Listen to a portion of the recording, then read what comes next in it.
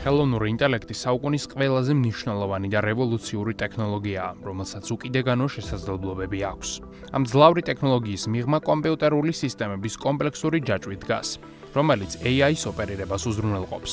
მართალია, ხელოვნური ინტელექტის არაერთი კატეგორია არსებობს და ყოველი მათგანი ერთმანეთისგან განსხვავებულია, თუმცა AI-ის ოპერირების პროცესი ფაქტობრივად უნივერსალურია.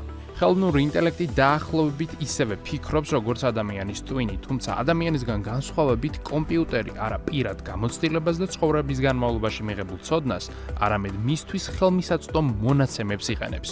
ეს დიდი მონაცემები შესაძლოა დეველოპერების მიერ წინასწარ იქნეს მიწოდებული, ან ხელოვნურმა ინტელექტმა ის თავადვე მოიპოვოს ინტერნეტის დახმარებით. მონაცემებზე დაკვირვებისას ნეირონული ქსელი ტენდენციებს, მსგავსებებსა და კანონზომიერებებს გამოყოფს, საიდანაც ის ყველაზე მაღალი ალბათობის მქონე შესაძლებლობებამდე მიდის. მარტივად რომ ვთქვათ,